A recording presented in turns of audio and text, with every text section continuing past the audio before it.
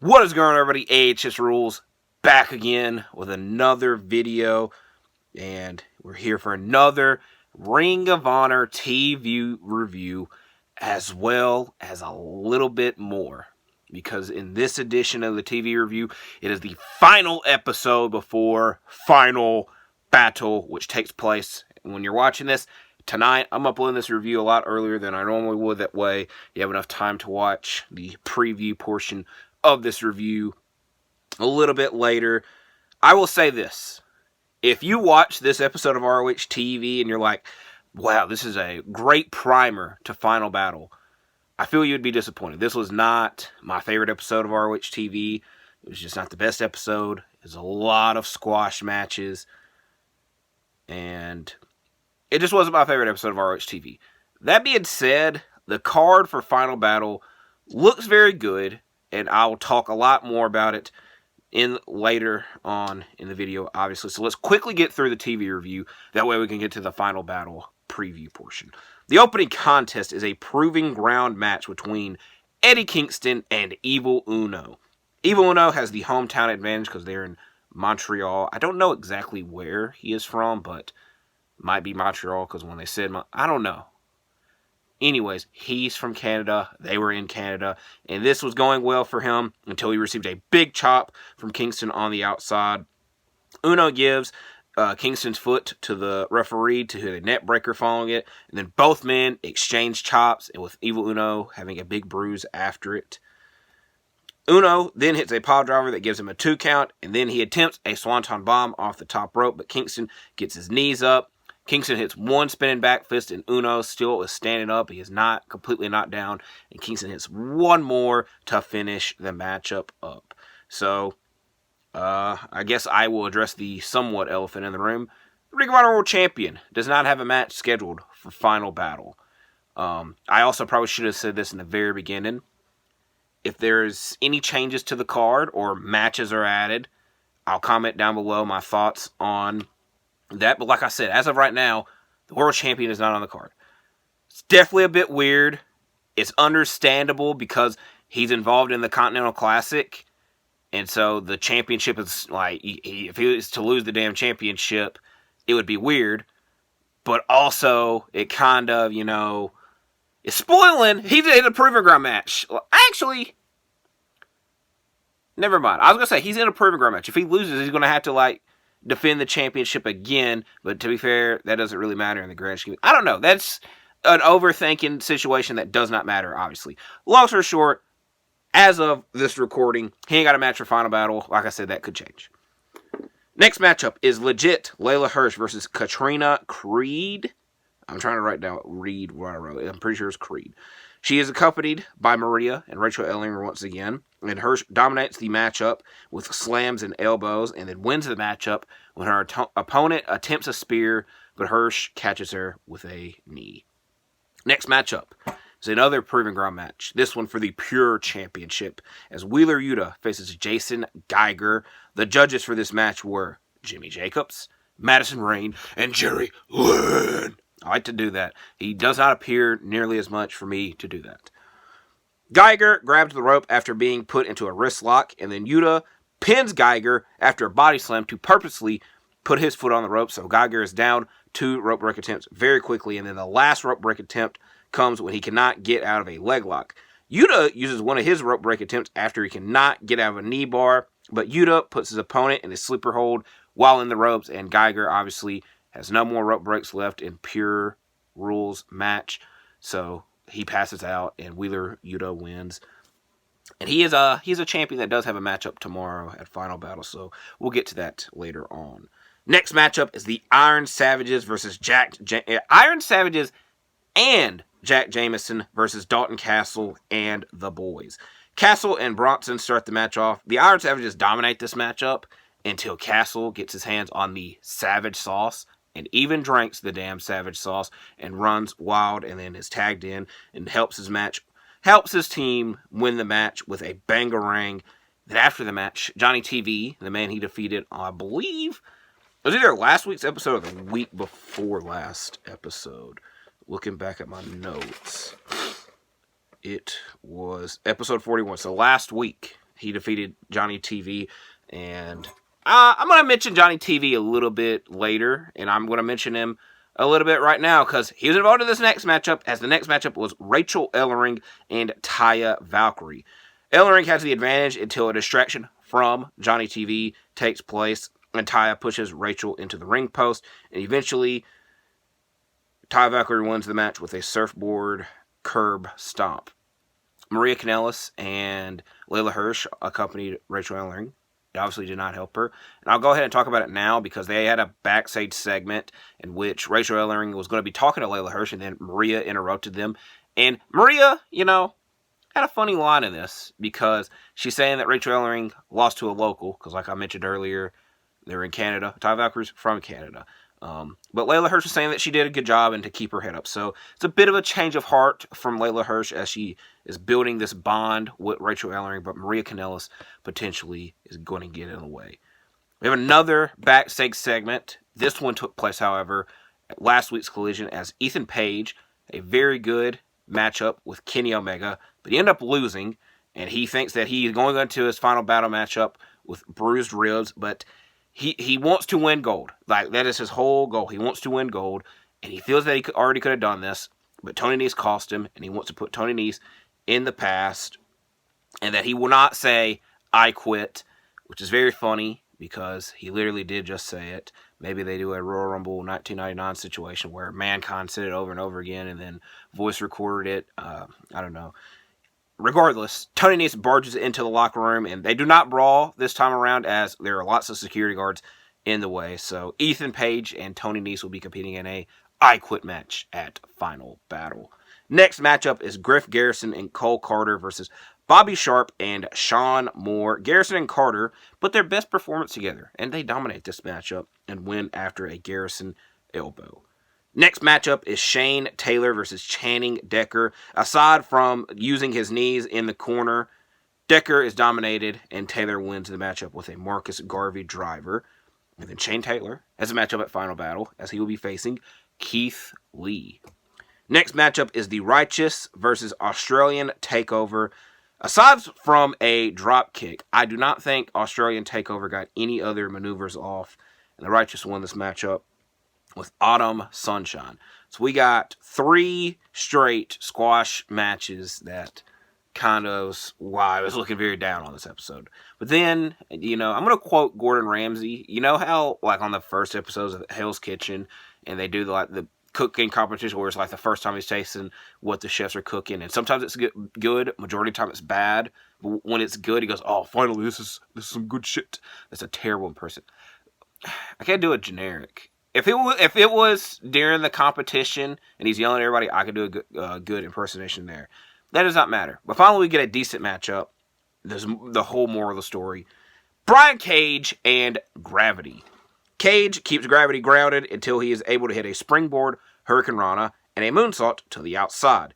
Cage then hits a flatliner for a 2 count, and then Gravity's senton leads to him getting a 2 count. Cage hits a powerbomb and then locks in a leg lock while having his foot on the back of Gravity's head, which leads to him picking up the victory. I already talked about the Maria, Rachel Ellering, Layla Hirsch backstage segment, and now that means that we have a 4-corner survival. The Butcher and the Blade versus the Outrunners versus the Infantry versus the Work Horsemen. Truth Magnum and Sean D are the first 2 legal men, but as usual with these multiple team matchups, everybody gets involved, and it's a bit of chaos. That being said, the Butcher and the Blade were the main team in this matchup, and they dominated and ended up winning with a neck breaker powerbomb to extend their winning streak. I'm sorry if my pen hitting the stand was very loud. As we get to the main event, another Proving Ground match. This one being Athena versus Roxanne. Athena knocks out Roxanne with a freaking elbow and ends the match in seconds. But I guess the main point of this was Billie Starkz attacks Athena afterwards, and it is one-sided. And the show ends with Billie Starkz holding the championship up, and Athena bleeding everywhere with the potential of a broken nose. So how will that play into effect to their matchup at Final Battle? We shall see. And was that a precursor? Again, we shall see. now we're into the final battle predictions. I'm not going to say I timed that perfectly. I definitely didn't. But 10 minutes in on the dot, I'm going to give myself a thumbs up. As I said, if any matches or anything else is announced prior to the show, I'll put in the comments down below what I think of them. That way, my 2 cents are put into it. As of right now, if I count it correctly, we have 1, 2, 3, 4, 5, 6, 7, 8, 9 matches, with one of them being on the 0 hour. As of right now, the 0 hour match is the Von Erichs versus the Outrunners. Marshall and Ross, Von Erich, to be exact. I have that Von Erichs winning this matchup. They're from Texas. This event, I believe, is in... It's definitely in Texas. I want to say Garland, Texas, to be exact. Don't quote me on that. And it's also extremely weird that Rampage will be going on at the same time. And I believe the Von Erichs are the only people that are pulling double duty, per se. So we shall see there. So that's the 0 hour. Now it's kind of a, I'm not getting... If you want to know how you're going to watch this pay-per-view event, it is $10. Pay for Honor Club. If you're an Honor Club subscriber, you get the event. It's as simple as that. It's a very good deal. Now, I will say, the main issue that people are having with this card is that there's no build. I understand that. The champion... I don't want to rant, because like I said, I actually like what is going to take place on the card. It is going to be very difficult for this to be a bad show. I'll go ahead and say that. So, I'm going to get the negatives out of the way first. No world title match. Again, somewhat understandable, because the world champion has his championship in lingo at the moment. That is fair. But the thing that has him in lingo, aka the Continental Classic, we have 4 competitors in it, and they have a match on this show. I feel Eddie Kingston could have a match on this show. That's A. B. This is the main one. The damn Tag Team Championships. I've been very nice when talking about this. We're 42 episodes in to this Ring of Honor Tony Khan TV era. The tag team titles have been defended once. Now, the Lucha Bros had the tag team championships, and they did appear. They just never damn defended them on ROH TV. Aussie Open had 1 damn title defense. And then ever since MJF and Adam Cole won the titles, they've just been forgotten. And it's extremely weird, because ROH seemingly keeps adding tag teams, because they just added the Butcher and the Blade. The Workhorsemen have been here consistently, putting on great action. Same with the Infantry. Griff Garrison and Cole Carter, as much as I nag on them a lot, they're like, there's a damn tag team division in ROH. What are they fighting for? They ain't never going to get a tag title shot. Now, I will say, the tag team titles have been defended on the AEW 0 hours for some reason. But this is the ROH's biggest show of the year. They ain't got no damn tag team title match. That also being said, I'm trying to stall, because I'm trying to pull up. Now, this is not the exact quote, but this is a tweet. And I'm trying to find out who tweeted it that way. Oh, I'm going into the wrong section. So, this is from Fightful Wrestling. Tony Khan on Samoa Joe vacating the ROH TV title. It would be good to have a champion consistently on TV. In which I replied, this. Hopefully y'all could see that. The damn tattoo titles ain't never been on ROH TV. The freaking TV title, Samoa Joe was on here a lot. Now, ever since he was linked with MJF, he hadn't been...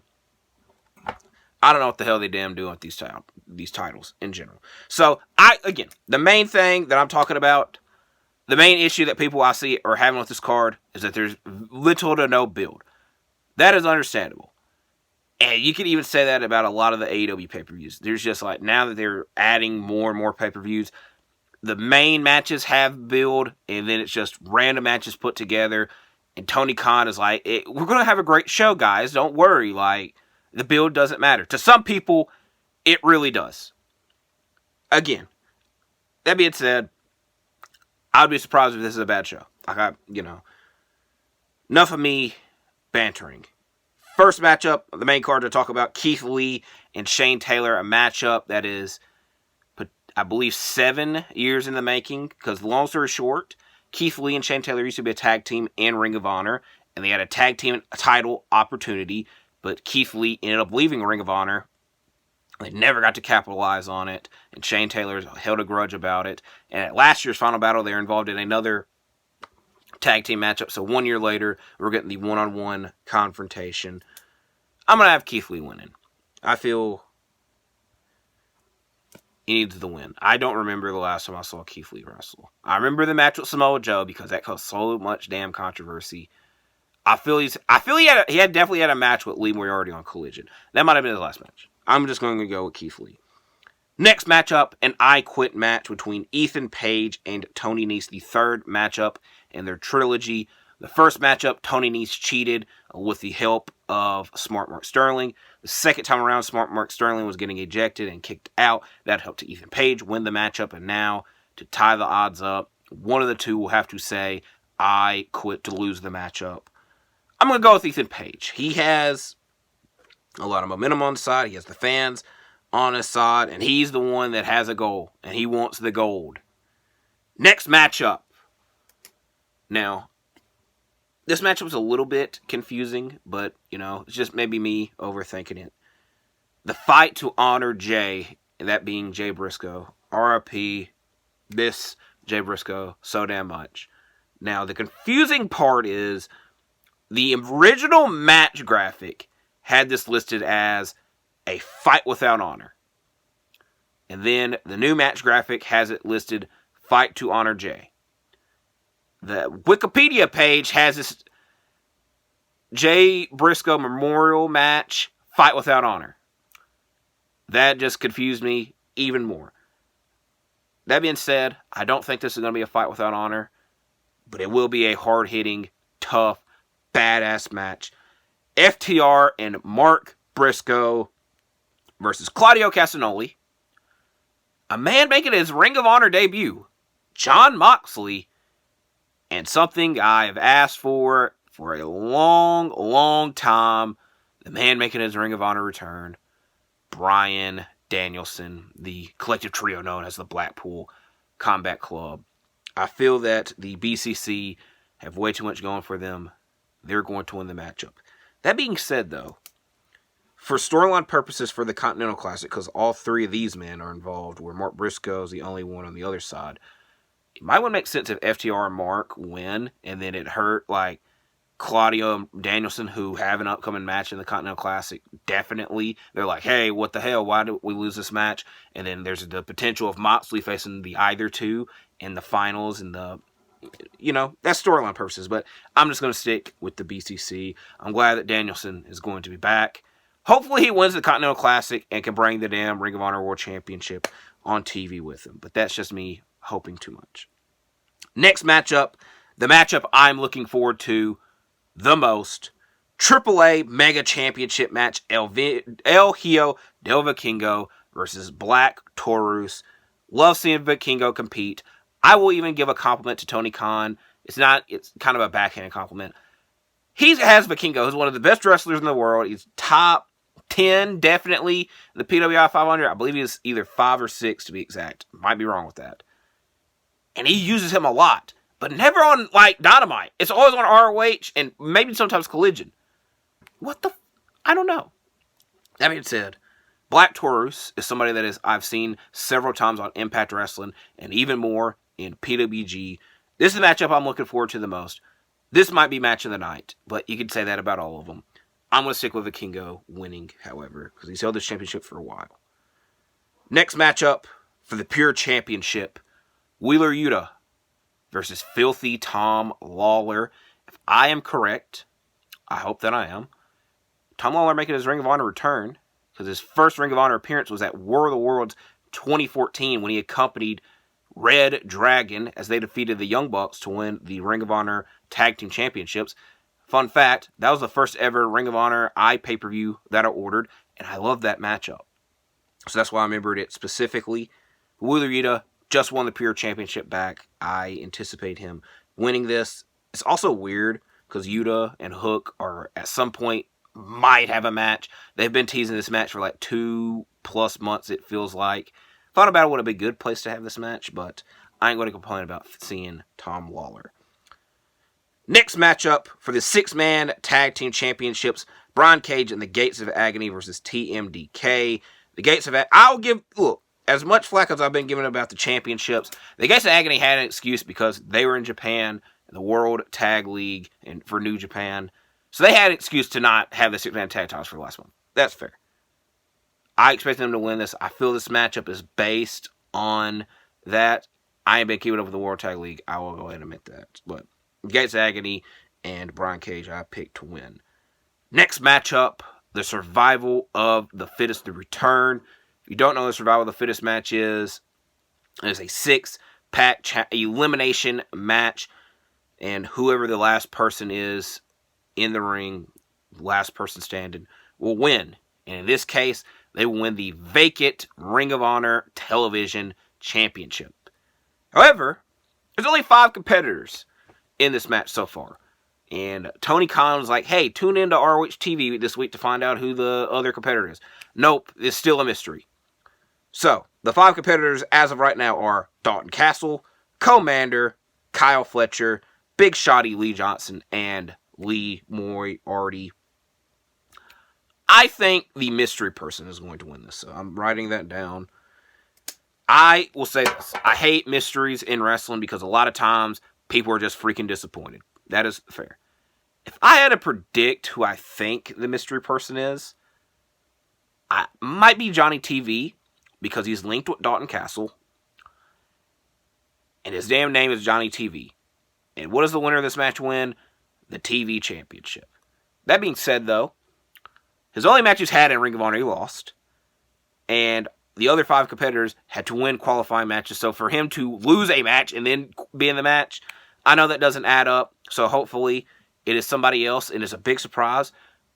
Regardless, the competitor has to be at a high enough standard to outgo the qualifying matches. So I'm going with the mystery person to win this match. As we go to our main event for the Women's Championship, mentor versus student, Athena versus Billie Starkz. Athena has held this championship for 1 year because she won it at last year's Final Battle. She battled with Billie Starkz on the 0 Hour for Forbidden Door in the Owen Hart Foundation tournament in the women's division and won that matchup. And since then has been mentoring Billie Starkz. And Billie Starkz has had her ups and downs with Athena. It got fed up once the graduation ceremony with Lexi Nair. She ain't getting acknowledged. She had enough. She turned on Athena and asked for this matchup. Is the student learned enough from the teacher? I think I'm going to go with Athena. Actually, I'm going to predict Billie Starkz. Because a lot of people want Athena on AEW television to save their women's division. Because she's been the best thing about the Ring of Honor television product. And definitely the Ring of Honor women's division. So her time in Ring of Honor might be done to save AEW potentially. And Billie Starkz definitely is somebody that is capable of holding the mantle for the women's division. But the main reason I picked Billie Starkz is kind of a win-win, lose-lose scenario with me. Because I'd like Athena to win, to continue her damn title reign. So if she wins the matchup, I'm wrong, but I get to see what I want to happen. But if Billie Starkz win, I was correct and predicted it. And Athena can move on and do something else. So, Final Battle. I'm really looking forward to this show. I said it several damn times in this. I think it's going to be a great show. I understand the build has not been the best. You can even say that about the last Ring of Honor pay-per-view. As I said, if anything else is added to this card, I'll comment it down below. Tell me what you think about the show. Tell me what you think about Ring of Honor in general. So, I really have to use the restroom. Hopefully, it is a good trip. Hopefully, everyone can enjoy their weekend and enjoy the show if you're watching. Hopefully, you are. If you're subscribed to Honor Club, why the hell wouldn't you watch it? So, thank you for watching again. Like, subscribe, stay safe, and I'll see you in the next video.